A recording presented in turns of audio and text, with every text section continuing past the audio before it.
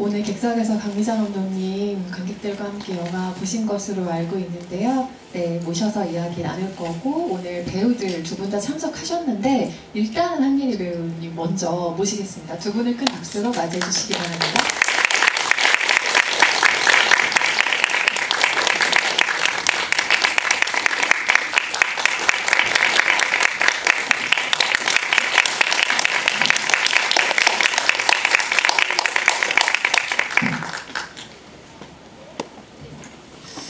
주말에 교통 상황이 지금 이 앞이 아수라장인 관계로 김설진 배우가 거의 다 오셨는데 저희가 시간의 무한정 관객 여러분과 대기를 할 수는 없어서 일단 시작을 하고 오시는 대로 바로 극장으로 입장하실 수 있게 안내해드리겠습니다. 오늘 오셨나요? 아, 감사합니다.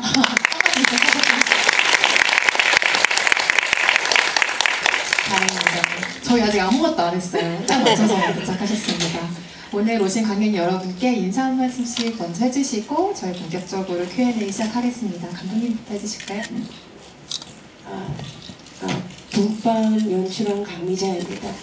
제가 저희 영화 7월 9일날 개봉을 했는데 개봉을 하고 나니 정말 이 자리에서 영화 같이 봐주신 한 분 한 분이 이렇게 감사할 수가 없네요.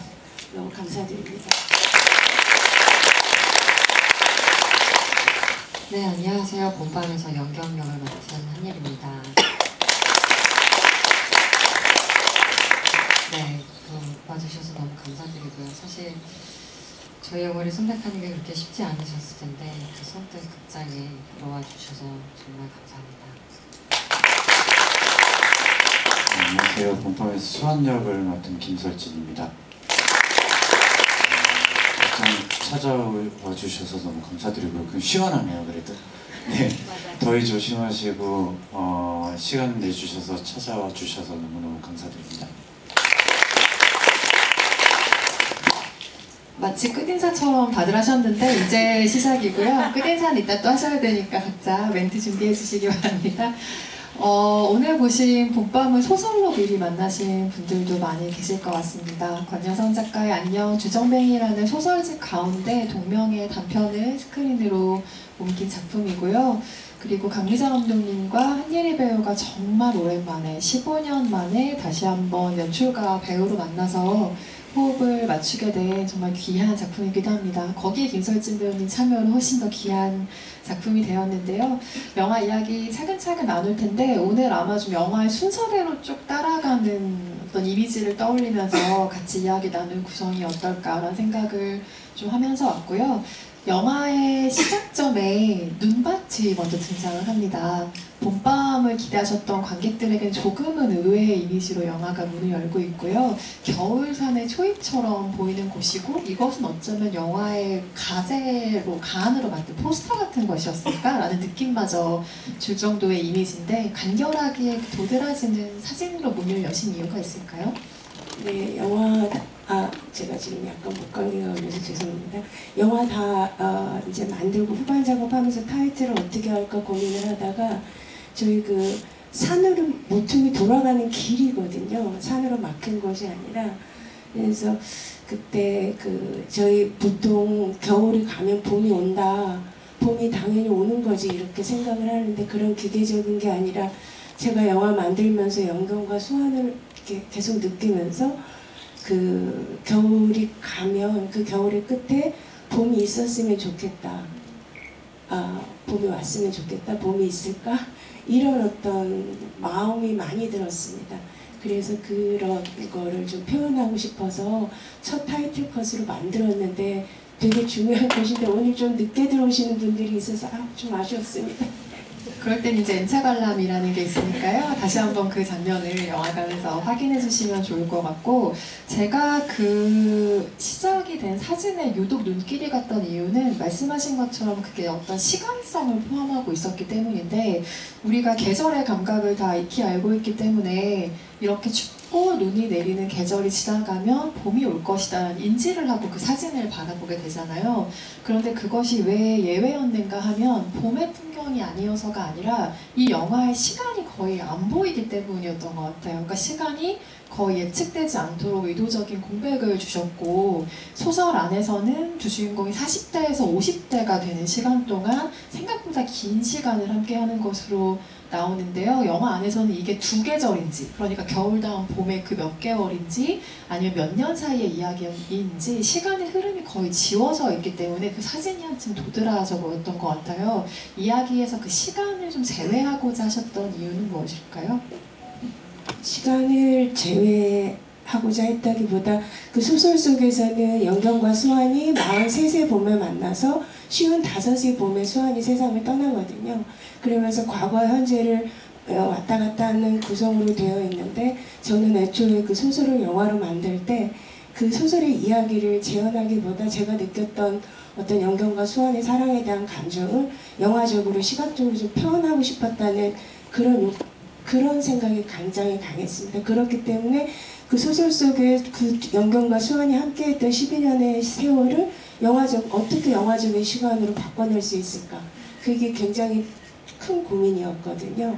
그래서 이 사람들이 이 영화를 봤을 때 관객들이 이 사람들이 몇 년을 함께했는지, 아니면은 그런 생각이 아니라 12년을 함께한 이 사람들의 감정의 밀도, 사랑의 감정만 오롯이 느꼈으면 해서 그런 어떤 반복의 구성과 암전의 구성을 사용을 했습니다. 그래서 저는 그냥 상상하기를 이런 어떤 반복과 암전을 통해서 어떤 물리적인 연대기적인 시간이 아니라 이 12년의 시간이 어떤 영화 무한의 시간처럼 이 사람들의 감정을 무한의 어떤 감정으로 느낄 수 있지 않을까? 그런 좀 상상을 했었습니다. 저희 영화에서는 좀 굉장히 중요한 형식이었죠. 말씀하신 걸 들으니까 시간을 제외했다기보다는 그 시간을 훨씬 더 크게 풍성하게 감정으로서 확장하는 방식을 사용하셨다는 표현이 조금 더 맞겠다는 생각이 듭니다. 안 그래도 지금 말씀하신 것과 이어서 그 원작을 시간 예술로 옮기면서 하셨던 그 고민의 가운데 세워주셨던 초기의 설정이라고 해야 될까요? 이런 것들을 조금 더 이야기를 들어보고 싶은데, 강미자 감독님이 하셨던 봄밤에 관한 그 기자간담회 얘기 중에 가장 인상적이었던 것 중에 하나는 인물의 고통 앞에서 어떠한 꾸밈도 덧댈 수가 없었다라는 표현이었어요. 그래서 우리가 이런 미니멀한 세팅에 미니멀보다 더 작은 표현이 있다면 그걸 쓰고 싶은데 그 단어가 생각이 나지는 않네요. 존재하는지도 사실 모르겠어요. 아무튼 가장 간결하고 미니멀한 구성으로 이 영화를 만나게 된 것인데요.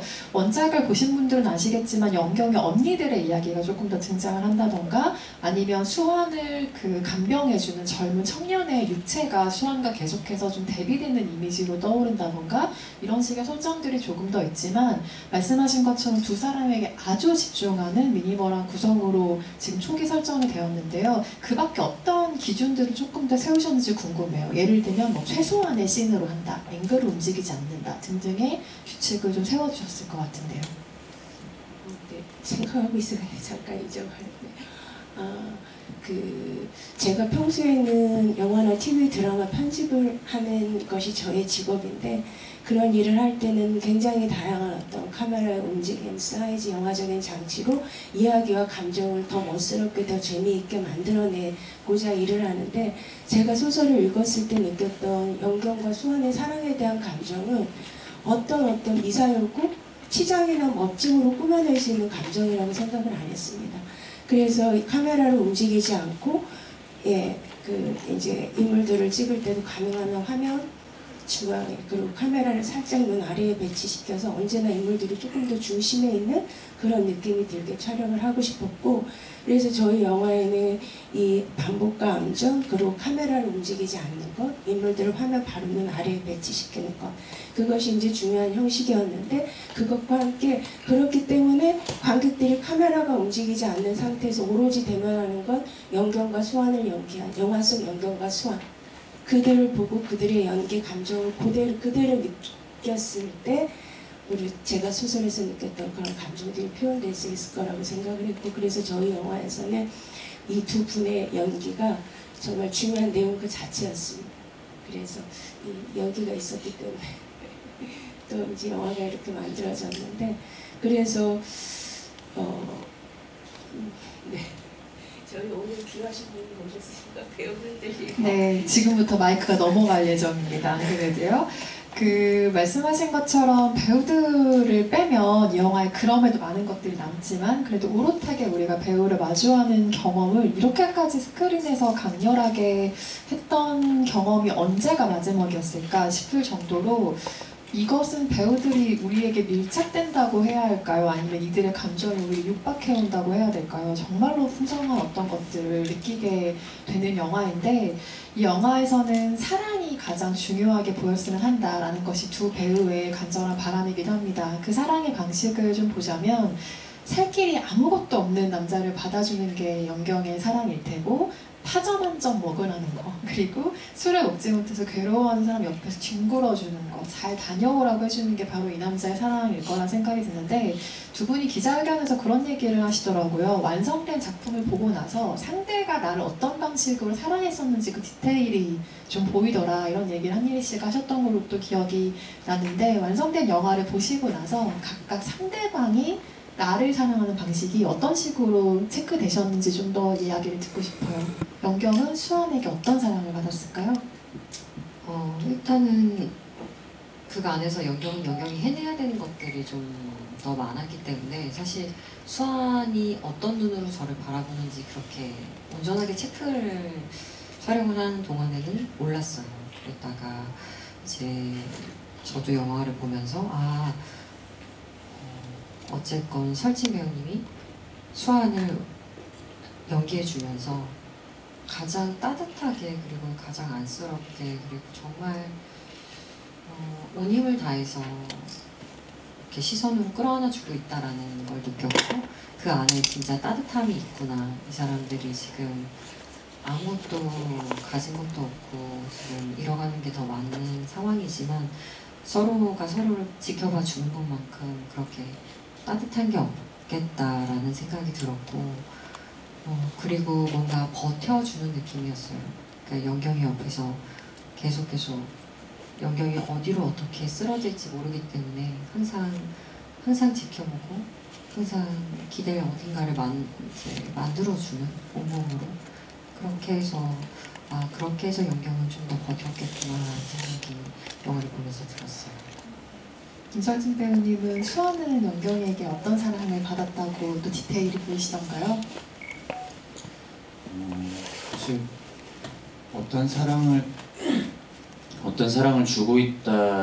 받고 있다라는 생각보다는 영경이 있는 것 자체가 수환한테는 굉장히 큰 힘이었고요.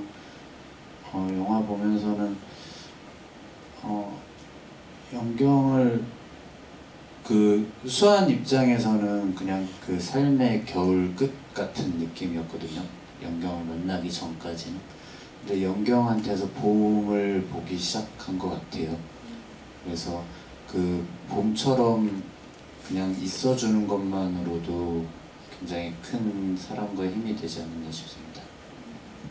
한편으로 두 캐릭터는 어떤 의미에서 죽음과도 뗄 수 없는 두 사람인 것 같기도 해요. 사랑이 충만하지만 언제나 죽음을 생각해야 하는, 죽음이 어쩌면 곁에 항상 있는 두 사람의 사랑이기에 그럴 수밖에 없는 것 같은데요. 영경이 엎혀서 지구로 들어간 이후의 장면들을 생각해보면 항상 반듯하게 누워있는데 그 모습이 꼭 죽은 사람처럼 보이는 두 번의 숏이 등장하기도 하죠. 그래서 그런 것들을 봤을 때 두 사람 곁에 죽음이나 아니면 다가오는 죽음을 관객들 역시 계속해서 인지를 하고 상상을 하게 됩니다. 그래서 배우들도 각자의 캐릭터를 연기할 때 물론 사랑이 가장 큰 가치였겠습니다만 죽음을 어떤 식으로든 계속 생각하고 이 영화에서 그게 어떤 식으로 다뤄져야 하는지, 캐릭터는 그것을 어떻게 대하고 있는지도 꾸준히 생각하셨을 것 같은데요. 영화 개봉했으니까 조금 무거운 얘기라도 이것도 한번 나눠볼까요? 죽음은 또 캐릭터로서 어떻게 대하게 되시던가요? 영경 같은 경우는 어떤 순간 모든 걸 다 내려놓고 포기했을 때 죽음과 굉장히 가까워지고 싶어 했을 것 같아요. 그리고 그런 시간들이 정말 차곡차곡 쌓여서 영경이한테는 죽음이 붙어 있게 된 거죠. 그래서 뭔가 이 붙어있는 죽음으로 되게 외로운 어떤 상황이었고, 저는 저와 굉장히 비슷하게, 굉장히 유사하게 그런 걸 겪고 있는 사람을 만났다는 생각이 들어요. 그래서 조금이나마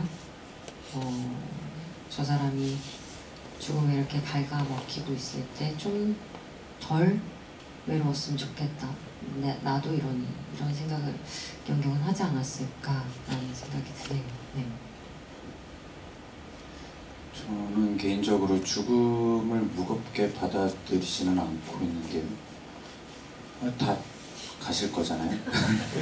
그래서 어떻게 하면 좀 더 죽음을 행복하게 맞이할 수 있을까에 대한 게 그냥 개인적인 고민, 그냥 난제? 뭐 그런 건데 그 피하려고만 하는 죽음이 아니라 그거를 어떻게 받아들일까 하는 상황에서 수환 같은 경우에는 사실 죽음이 무겁다기보단 삶을 살아가는 것 자체가 좀 무거웠을 상황이었거든요. 그런 와중에 영경이 읊는 시들이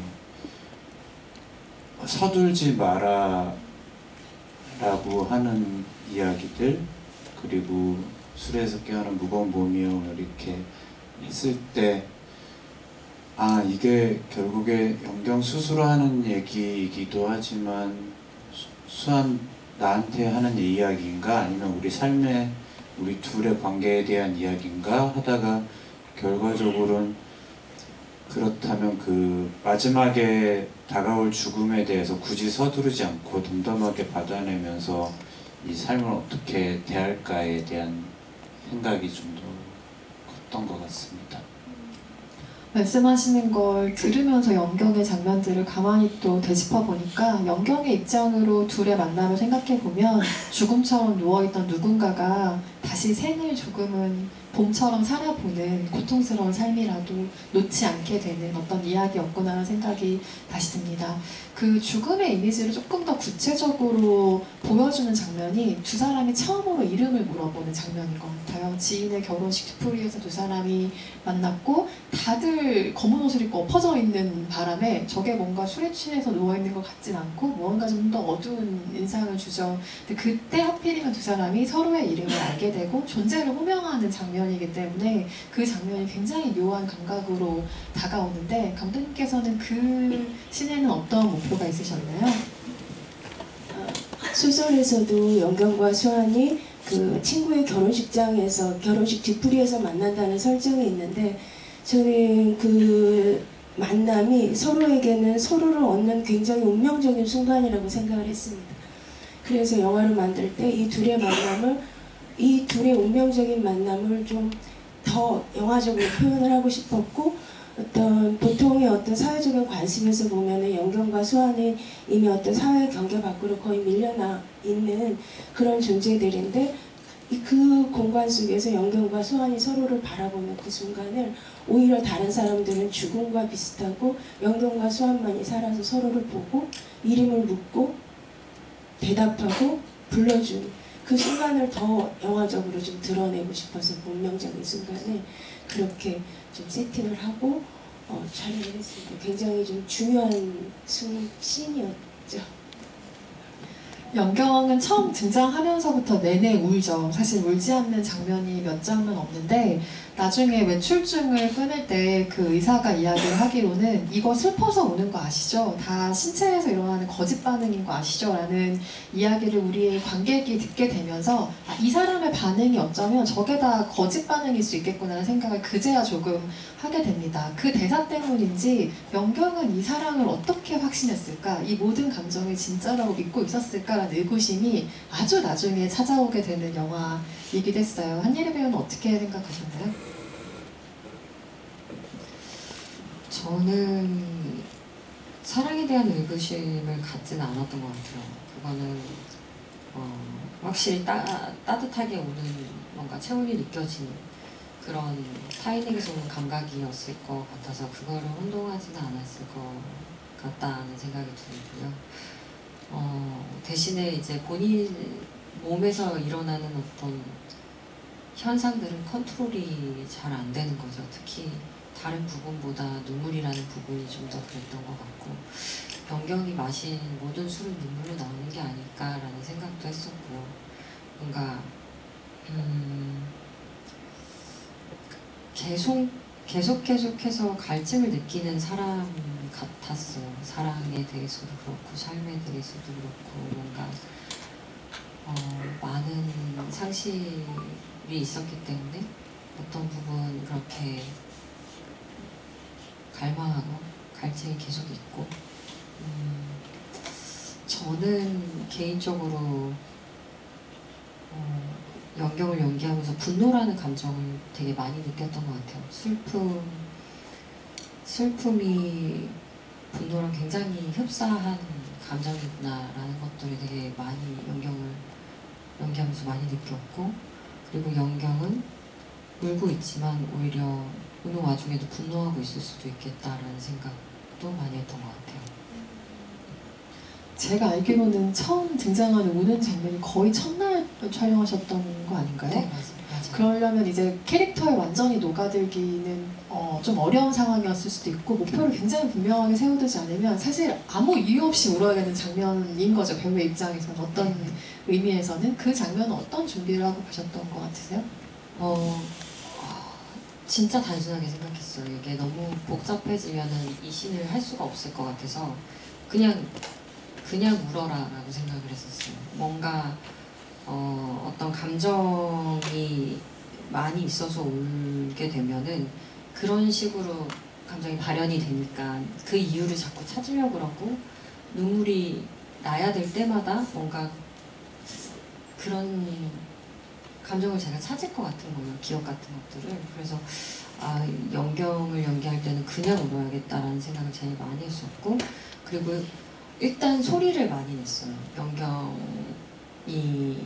뭔가 참으면서 오는 사람이 아니었고 이게 컨트롤이 되는 상황이 아니었기 때문에 오히려 막 감정을 누르면서 참으면서 울면은 뭔가 울고 나서도 좀 저도 연기하는 사람으로서도 이제 해소가 안 되는 느낌이 있거든요. 좀 답답하게. 근데 연경 울 때마다 소리도 내고 뭔가 좀 시원하게 우는 기분이 있었어요. 저한테는.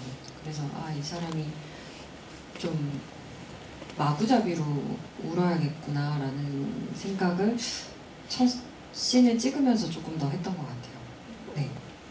김설진 배우의 경우에는 무용수로도 너무나 근사한 사람이잖아요. 그래서 움직임을 너무 잘 쓰는 걸 보다가 그렇게 움직임을 잘하는 사람이 이렇게 움직임을 활용하지 못할 때 혹은 다른 방식으로 써야 할 때 배우는 이 움직임을 어떤 방식으로 인지하고 갖고 가고 싶었는지 정말 궁금했는데 왜냐하면 수환이라는 캐릭터 자체가 근육을 점점 쓸 수 없기 때문에 정말 최소한의 움직임을 보여주어야 했고 그 움직임에는 사랑도 있어야 되고 고통스러움도 있어야 되고 그냥 다른 작품에서 캐릭터의 움직임을 연구할 때는 좀 완전히 다른 접근이 필요하셨겠다라는 생각도 들었는데 어떤 방식으로 그 움직임에 접근을 하셨을까요?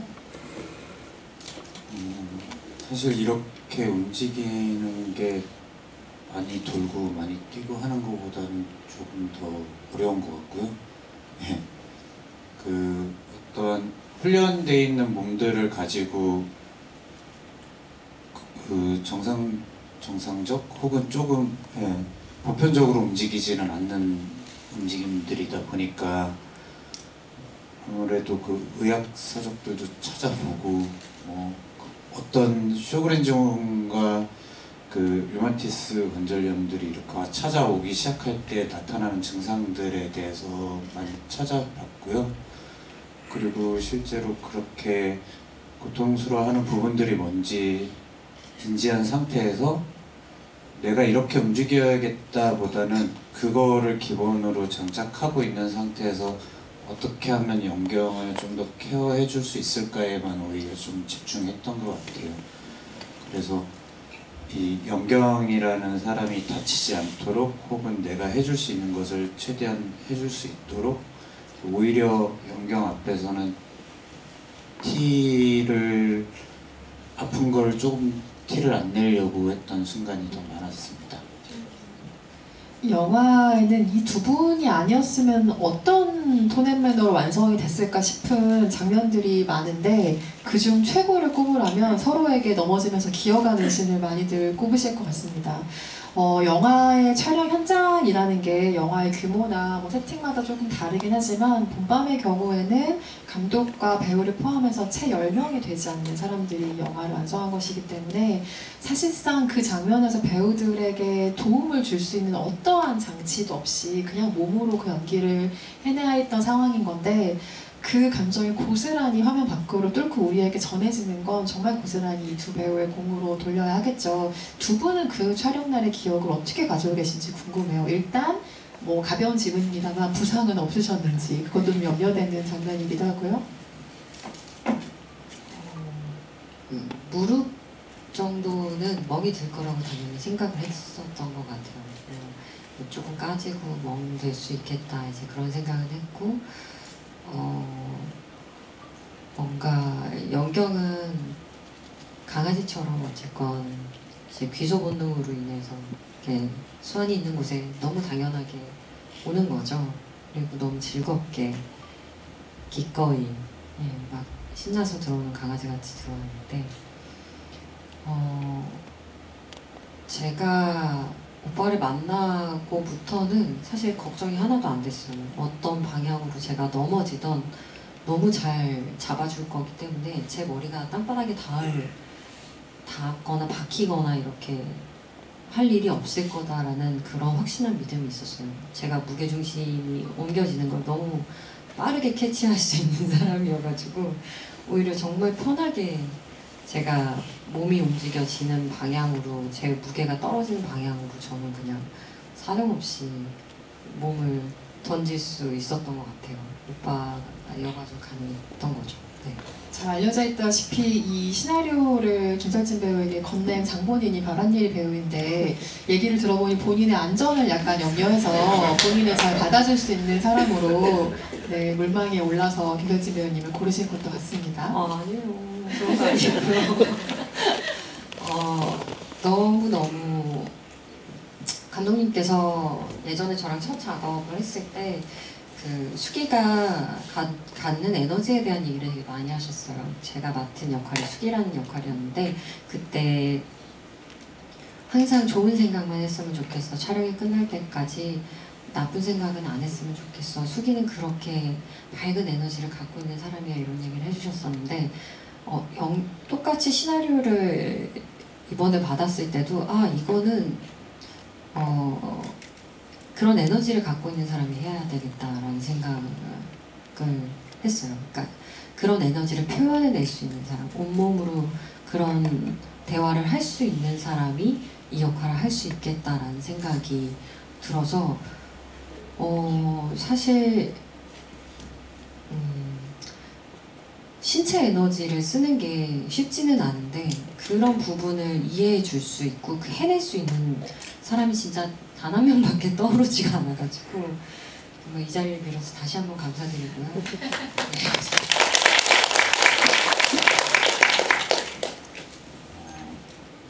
그 장면에 대한 기억, 뭐 전반적으로 너무 살을 많이 빼셔가지고 너무 가벼웠고요. 그런데 그 처음에 연경이 비틀거리는 모습으로 왔을 때는 너무 반가웠고요. 다시 와줘서. 근데 이 연경이 쓰러지는 모습을 봤을 때는 다치지 않았으면 좋겠다라는 생각에 가긴 했지만 그냥 제 몸이 말을 듣지 않는 순간들이 있었고 그리고 참 다행이다라는 생각을 계속했어요. 그러다가 업어주려고 하는데 제가 그 전까지 연경한테 유일하게 해줄 수 있는 그 일이 업어주는 거? 그거 말고는 연경이 하고 싶은 대로 두는 거 밖에 없었거든요. 근데 그 업어주는 일을 하지 못하게 됐을 때 오는 상실감이 많이 컸던 것 같아요. 그래서 더 더 이상 업어줄 수 없는 몸을 가지고 있는 저를 좀 원망하게 되는 순간이 있었고, 그럼에도 그 시나리오 상에는 눈물을 못 흘려야 되니까 그래서 눈물을 참으면서 울어야 됐던 순간들이어서 그게 좀 특별했고 재밌었던 건 하다 보니까 저희도 그런 감정들이 막 올라와서 이런 순간이 있었는데 감독님께서 더 울어도 돼 하셔서 감독님 시나리오 상에는 울면 안 돼요 라고 했더니 맞다 이러셨던 그 기억이 좀 납니다. 그런 게 이제 뭐 조연출이라든지 연출부가 이렇게 따로 있으면 감독님께 슬쩍 말씀드릴 수 있는 내용인데 이제 그렇지 못한 상황이다 보니 여러 명이서 토론하면서 이 작품을 만들어야 되는 결과가 생기는 거죠. 그 방금 말씀하신 안 그래도 그 업어준다라는 장면에 대한 소회도 두 분께 한번 여쭤보고 싶었는데 저는 업어주는 게 진짜 궁극의 멜로인 것 같거든요. 그래서 정말 사랑하는 사람에게만 해줄 수 있는 어떤 행위 중에 가장 좀 예쁜 행위 중에 하나가 업어준다라는 것이 아닐까라는 생각이 드는데 우리가 아기들 업어주듯이 정말 사랑하는 사람을 이렇게 연경이 업어주는 그 수환의 모습도 오래 기억에 남는데 둘에게 고통이 찾아오는 순간이 너무 많기 때문에 연경이 울지도 않고 그리고 수환이 몸을 그나마 자유롭게 움직일 수 있는 정말 소중한 장면이라는 생각이 들어요. 그 두 사람이 업고 길을 걸어가는 그 장면이 그때만큼은 좀 발그레하고 사랑스러운 연경의 표정도 볼 수가 있는데 그 업어주는 장면, 길을 계속 걸어가면서 봄밤의 시 구절이 울리는 그 장면을 대하던 두 분의 마음도 궁금해요. 연경이 가장 행복한 한때가 아니었을까라는 생각을 하고요. 그 사람한테 업히는 것만큼 즐거운 시간이 없는 거죠. 너무너무 따뜻하고 너무너무 좋고 그 등이 진짜 너무 든든하게 연경이한테 느껴졌을 것 같아요. 그리고 실제로 되게 어깨가 크세요. 이쪽 상체가 되게 넓으셔가지고 딱 업히면 정말 안전하게 업힌 느낌이 딱 있거든요. 그래서 최고의 등이었고요. 그리고 감사하게도 저희가 업고 집에 들어가고 이런 장면이 몇 번 나오는데 감독님께서 그거를 하루 안에 다 찍지 않으셨어요. 그날마다 다른 날 저희가 찍었어요. 그래서 다른 마음가짐으로 아니면 다른 방법으로 시를 읽어야 돼 이런 생각을 할 필요가 없는 거예요. 어차피 어제와 다른 내가 있으니까 어제와 다른 연경이 있으니까 그렇게 자연스럽게 또 하면 되는 거예요. 그래서 이걸 막 머리로 그래 처음엔 이렇게 있고 두 번째 갈 때는 이렇게 있고 이런 생각을 할 필요가 없게 그냥 시간을 이렇게 감독님께서 흘려보내 주셨어요. 그래서 저희는 그 장면은 같은 날 찍은 게 아니기 때문에 되게 그냥 마음가짐도 되게 자연스럽게 달라져가지고 이렇게 순서대로 뭔가 차근차근히 찍을 수 있어서 정말 다행이다. 혼자 너무 헤매지 않는 시간들이 생겨서 그건 진짜 감독님께 너무 감사드려요. 너무 추운 날이었는데요.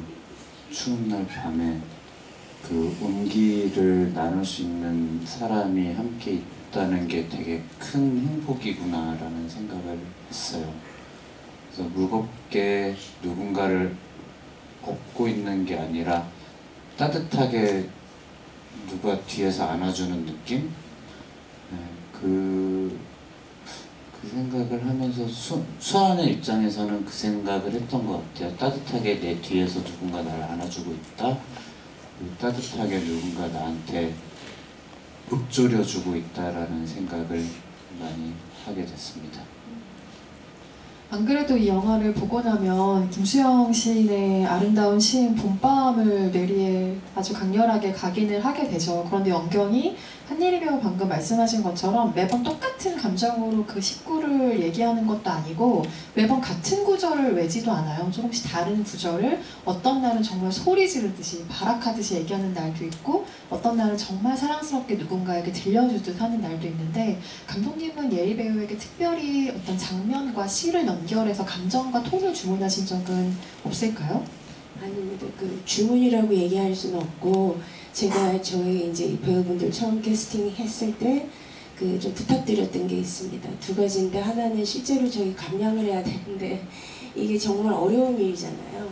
그래서 그거를 부탁을 드렸었고 하나는 바쁘신 분들이지만 그리고 저희 시나리오 정말 짧았지만 최대한 자주 만나서 이 시나리오를 리딩을 좀 했으면 좋겠다고 말씀드렸고 두 분이 되게 흔쾌하게 얘기를 해주셔서 저희 자주 만나서 그 시를 그냥 계속 읽었습니다. 읊어보고 그 시의 감정 첫 번째 첫 연, 둘째 연, 셋째 연 이 영화의 흐름과 함께 연경이 변해가는 감정 그 안에서 연경이 시를 어떤 느낌으로 외울 것인가 읊을 것인가 그런 얘기들을 많이 했기 때문에 뭐 주문하고 이럴 일은 없었습니다.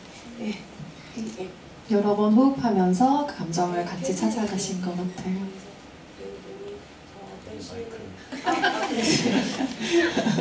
어떤 뭐 시를 읽을 때는 어떤 감정으로 어디서부터 어떤 감정으로 이 시를 이렇게 읊어야 되겠다는 아마 이런 준비를 가지고 현장에서 촬영을 하셨죠.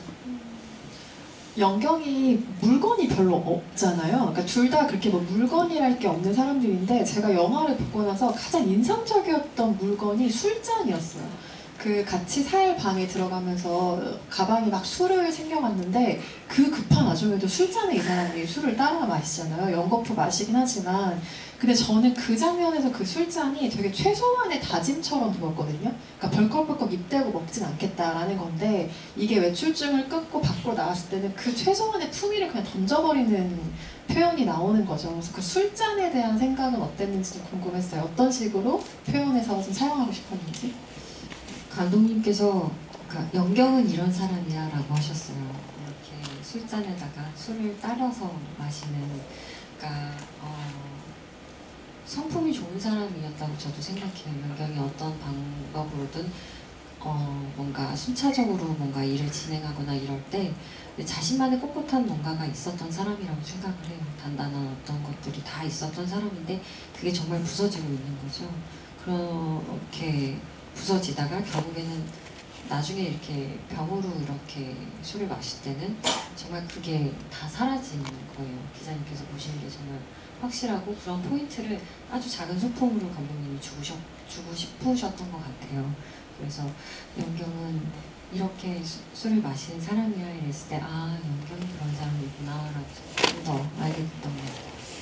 그렇게 연경이 병나발을 불 때 우리 모두가 편의점 알바생의 표정으로 연경을 바라보고 있죠. 저 사람 진짜 괜찮을까? 이런 마음으로 보게 되는 장면인데 그러느라 안타깝게도 정말 애석하게도 수환의 마지막을 지키지 못하죠, 연경이. 근데 수환이 세상을 떠나고 나서 수환의 모습인지 아닌지 모르겠는 대체되는 이미지가 어린 소년의 이미지예요. 푸른 하늘을 뒤로하고 억새밭에 서 있다가 연경 쪽을 바라보고 막 뛰어가 버리는 소년인데 이 영화에서 소년이랄 어떤 캐릭터를 생각해보면 연경이 보냈을 아이 또 소년이고 뭔가 이미지로 등장하진 않았지만 그리고 이것은 어쩌면 수환의 어린 시절인가? 라고 생각하게 되는 그러니까 둘 정도의 이미지가 떠오르던데 김설진 배우는 나의 캐릭터가 사라진 이후에 등장한 그 소년을 어떤 느낌으로 바라보게 되셨어요?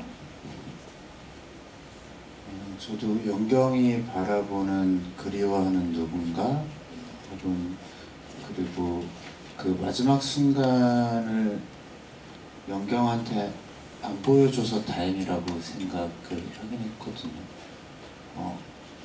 그랬을 때 직접적인 같은 시간을 공유했다면 그 죽음이 결국에 다시는 만지지 못하고 듣지 못하는 것 때문에 좀 어려워지는 힘들어지는 거라고 생각을 하는데 다행히 그 시간을 함께 눈으로 확인하지 못했기 때문에 연경의 환상 속에서는 또 살아갈 수 있지 않을까라는 생각에 그래도 참 다행이다라는 생각을 했었는데 그래서 그런 환상으로 또 다가온 건 아닐까라는 생각이 들었어요.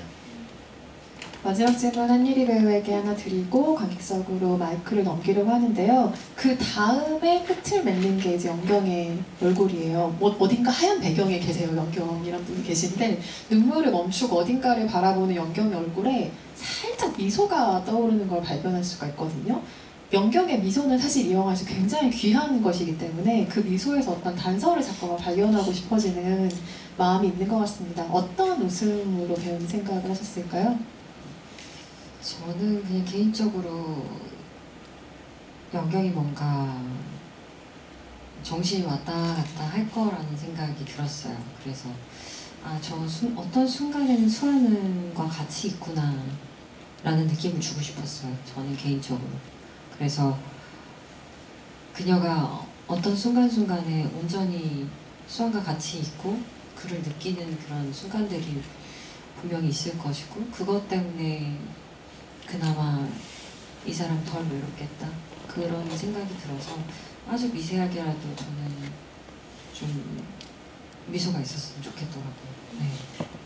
그 미소를 활짝 다 보지 못한 채 아주 분연히 숏을 마무리하는 것도 이 영화의 단호하리 많지 없던 미니멀한 태도인 것 같습니다. 그 마지막 장면에서도 그게 엿보였다고 생각하고요.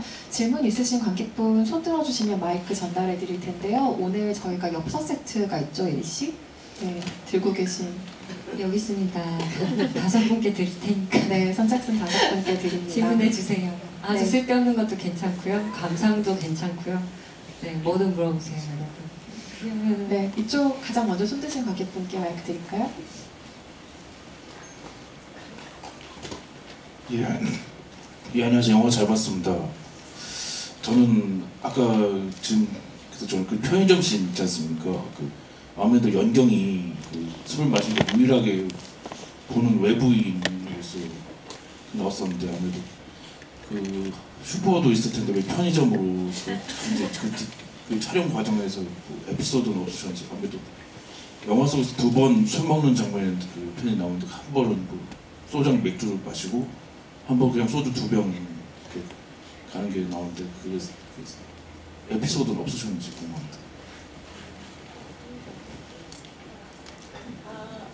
저희는 원작 소설이 있는데 소설 속 연경이 편의점에서 술을 마시는 설정이 있기 때문에 편의점이었습니다.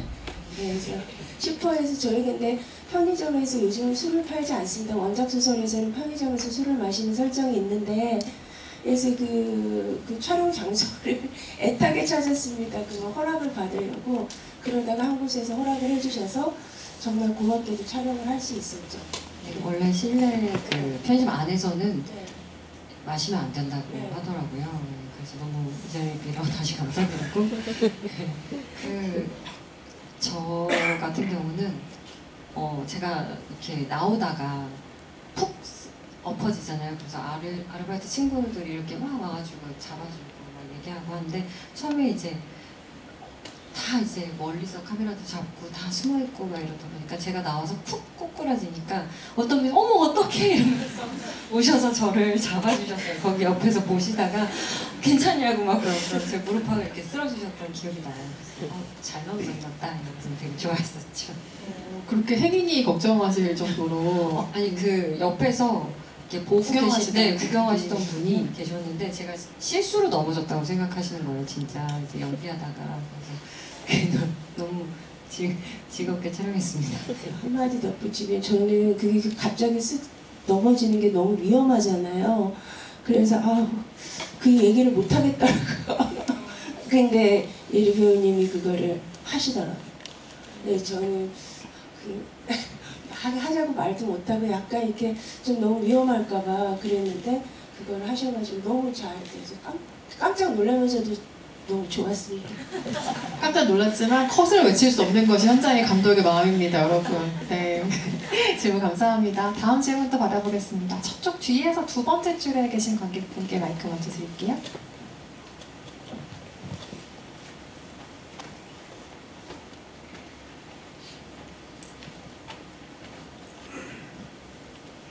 영화 잘 봤습니다. 저는 서울 독립영화제에서 처음 보고 너무 좋아서 또 보러 왔는데요.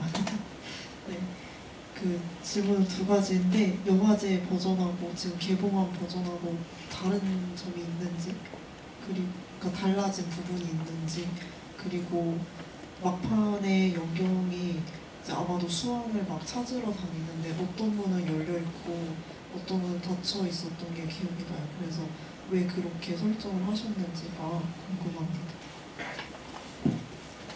달라진 거는 없습니다. 영화 내용은 똑같고 그 긴 복도가 긴데 그 적정한 시간 그리고 배우분이 연기를 할 때 저희가 어떤 분은 실제로 잠겨 있었고 열려 있었거든요. 그래서 배우분이 하시는 거를 처음에 보고 이게 너무 시간이 오래 걸린다거나 그랬을 때 살짝만 좀 조절해서 있지 그냥 있는 공간 세팅해서 그대로 좀 촬영을 한 것 같습니다. 그리고 네. 그 공간이 또 마침 적당하게도 몇 개는 잠겨있고 몇 개는 열려있고 이렇게 됐었네요. 네, 촬영이 공간에 도움을 받은 경우 중 하나입니다. 다음 질문 또 받아보겠습니다. 뒤쪽에 계신 분께 먼저 드리고 앞쪽으로 갈게요. 네, 안녕하세요. 한예리 배우님도 너무 좋아하고 제가 김선진 배우님 팬이거든요. 네. 제가 그 영경님이 이제 수아님한테 우리 집으로 들어와 이렇게 하면서 그 두 분이 안고 계시는 그 장면 있잖아요. 그래서 그 장면은 어느 분의 이제 아이디어로 나왔는지 이게 되게 궁금하더라고요. 네. 감독님 아이디어였고요. 그렇게 둘이 안고 있는데 이게 너무 사랑하지만 죽은 자처럼 보였으면 좋겠다. 혹은 너무 사랑해서 끌어안고 있는데 저한테 그 타버린 혹은 오랜 시간이 지난 후에 발견된 미라처럼 보였으면 좋겠다라는 말씀을 하셨었고, 그리고 안고 있는 손이 굉장히 거칠게 노동자처럼 보였으면 좋겠다라는 주문을 하셨었고요. 그래서 실제로 거기서 막 안고 어떤 움직임들이 더 있었다면 얘기가 좀 다른 방향으로 흘러갔을 텐데 가만히 회화처럼 있는 것들이 좀 더 많은 이야기를 하지 않았나 생각이 듭니다. 맞아요. 그 이미지 진짜 강렬해서 회화나 어떤 성화 이미지를 보는 것 같은 느낌이 드는 장면이기도 합니다. 답변 듣고 지금 쌍 엄지척을 날리셨습니다. 네, 앞에 계신 두 번째 앞에 계신 분, 네, 마이크 전달드릴게요. 네, 안녕하세요. 외부쇼 보고 듣고 왔고요.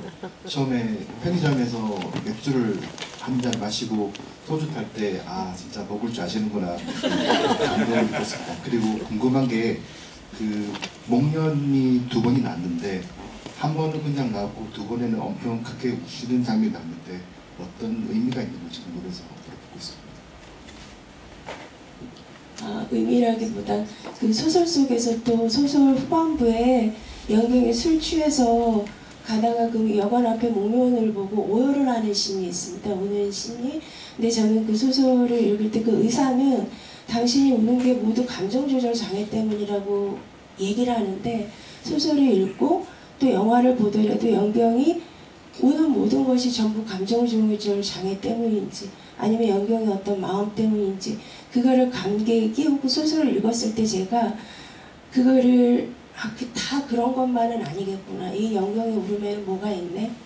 그래서 이 목련 아래에서 우는 영경을 영화적으로 굉장히 잘 표현하고 싶었습니다. 그래서 한 번은 목련만 나오고 한 번은 우는 게 영경이 영화적 그 요양원에서 사는 것이 사실은 몇 년의 시간이었을 수도 있거든요.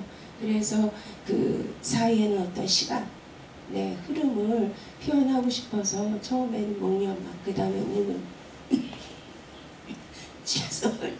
그래서 이게 굉장히 간단한 씬이었을 수도 있는데 제가 촬영하면서 촬영 준비하면서 제일 어려운 씬 중에 하나였습니다. 목련 아래 오는 것이. 근데 그날 저희가 작년에 봄에 목련이 평소보다 일찍 개화를 했어요. 저희가 3월 9일부터 제주 촬영을 하기로 했었는데 배우분이 오자마자 8일날 밤에 그거를 찍으셨어야 됐어요. 많이 힘드셨는데 근데 제가 딱 그 영경이 목련 앞에서 울음을 터뜨리는 딱 그 컷을 봤을 때 제가 너무 좋아가지고 예, 그래서 제가 너무 막 이랬다 또 혼자 그랬던 기억이 납니다. 제가 영화에서 제일 좋아하는 씬입니다. 목련 앞에서 우는 그쵸. 아까 그 업어주는 씬 같은 경우는 평소라면 평소 프로덕션이라면 사실 몰아서 하루에 찍을 수도 있는 것을 다른 날 다르게 감정을 주도로 배우들에게 열어주셨다는 얘기를 했었는데, 그것은 사람이 할 수 있는 일이지만 목련의 개화는 사람이 어쩔 수 없는 부분이다 보니까 그거는 또 어쩔 수 없이 빠르게 작업하셔야 됐던 부분이 있었던 것 같습니다. 다음 질문 또 받아보겠습니다. 여기 두 번째 줄에 계신 관객분께 마이크 드릴게요.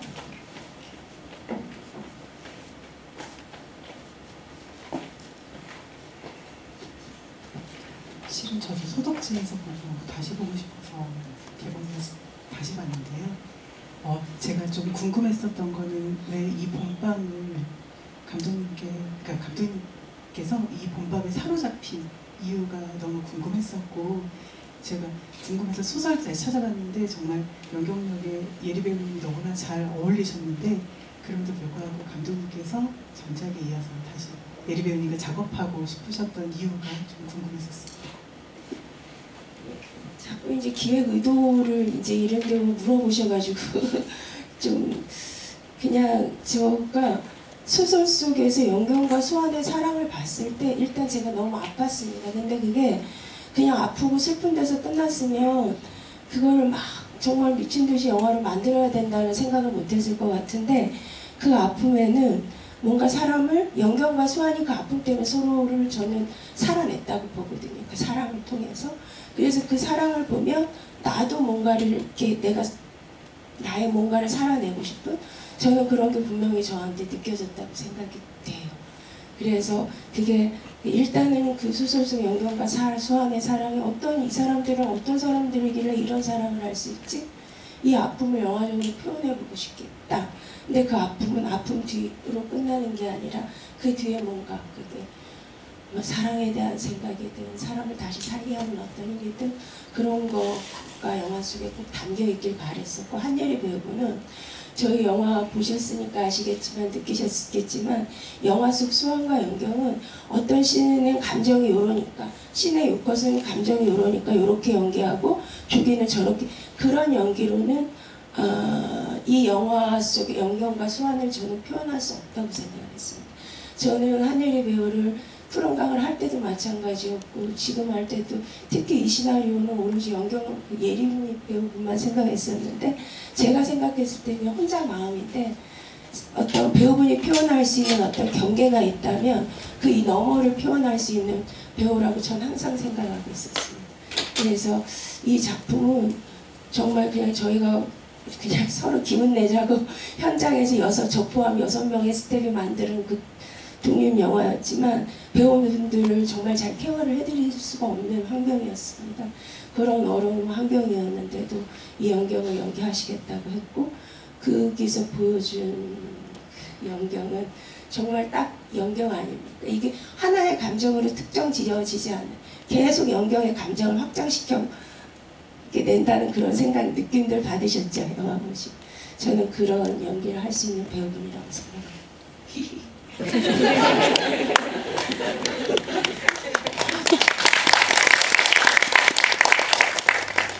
듣던 것 중 외람되지만 가장 귀여운 순간에 제가 지금 느꼈던 것 같습니다. 설진님은 저는 김설진 배우분이 어떤 분인지 몰랐어요. 연경 씨가, 예리 씨가 그 시나리오를 전해드려도 되냐고 했을 때, 연경으로서 생각하는 상대방 배우는 당연히 드려보시라고 하고 찾아봤는데 너무 유명하신 분인 거예요. 그래서 이걸 하시려나 했는데, 그리고 제가 막 인터뷰하신 걸 찾아봤죠. 근데 어떤 사람이나 여러 가지 스펙트럼이 있잖아요, 배우로서.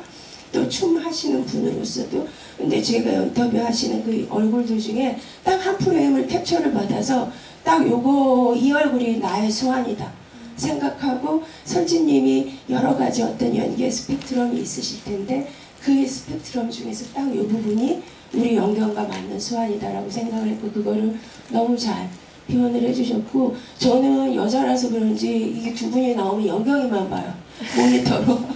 근데 나중에 편집하면서 커다란 극장에서 보는데 항상 연경이를 케어해주고 계시고 뭔가를 계속, 그래서 저분이 그때 저렇게 연기를 하셨구나 해서 뒤늦게 많은 깨달음과 고마움을 느끼고 있습니다.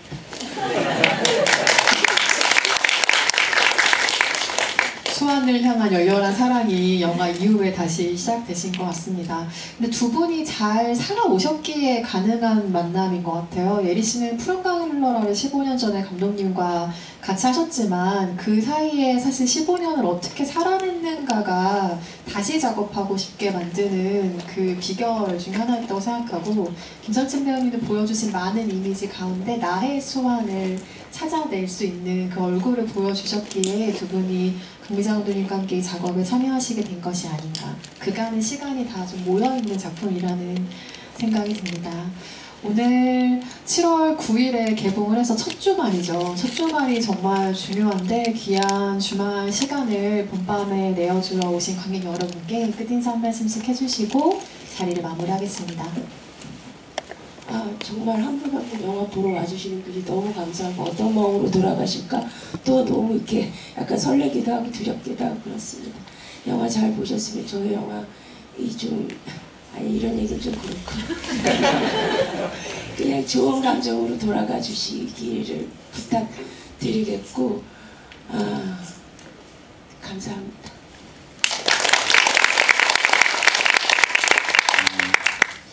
처음에 봄밤이라는 말을 들었을 때 봄이라는 이미지를 떠올리면 되게 화창한 날에 꽃이 피는 어떤 그것들인데, 밤이 돼버리면 그것들을 볼 수 없게 돼서 낮에 있었던 봄을 상상해야 되는 시간들이겠다라는 생각을 했는데, 시나리오에서도 되게 진짜 겨울 끝자락에 얘기하는 봄 같은 이야기였거든요.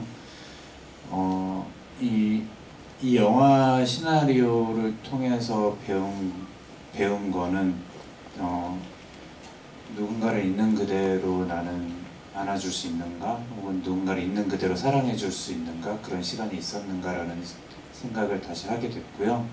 지금 주변에 누군가 본인한테 잘 맞지 않는 사람을 있더라도 그들을 있는 그대로 한번 바라보고, 이유가 있겠지, 그럴 수도 있지라는 생각을 한 번쯤 하고 지나가면 조금 마음이 편안해지더라고요. 그래서 오늘도 따뜻한 하루가 되셨으면 좋겠고, 저희 멜로 영화 많이 사랑해 주시고 찾아와 주셔서 다시 한번 감사드립니다. 네, 영화 봐주셔서 너무 감사드리고요. 이제 두 분이 다 기피하셨으니까 제가 총대를 메고 얘기할게요. 여러분, 자, SNS에도 홍보 많이 해주시고요. 네, 다른 가족분들이나 친구분들한테 입소문도 많이 내주시고요. 극장에 다시 한번 찾아주시면 정말 감사할 것 같습니다. 저희 영화 사실 개봉할 거라고 생각 못했어요. 그래서 그냥 영화관을 다녀와서 잘 좋은 뭔가 저한테 기억을 주고 추억을 준 영화로 남겠구나라는 생각을 했었는데, 개봉을 한다고 했을 때 되게 너무 반가웠고요. 되게 오랜만에 한국 영화의 좀 다양성을 표현한 영화라고 저는 생각합니다. 그래서 나름의 의미를 갖고 있는 영화라고 생각을 해서요. 여러분들께서 극장 많이 찾아주시면 정말 감사할 것 같습니다. 와주셔서 감사합니다. 영화 봄밤의 원작의 첫 문장이 산다는 게 참 끔찍하다, 그렇지 않니? 라는 문장으로 시작을 해요. 근데 그렇게 고통에서 시작해서 커다란 사랑으로, 궁극의 사랑으로 마무리되는 작품이 바로 봄밤인 것 같습니다. 소설과 영화 모두 고루 사랑해주시면 좋을 것 같고요. 애타도록 서둘지 말고 혁혁한 업적도 바라지 말고 다만 마음껏 사랑하고 사랑받으시는 계절이 되시길 바랍니다. 7월 9일에 개봉한 봄밤에 많은 성원 부탁드립니다. 감사합니다.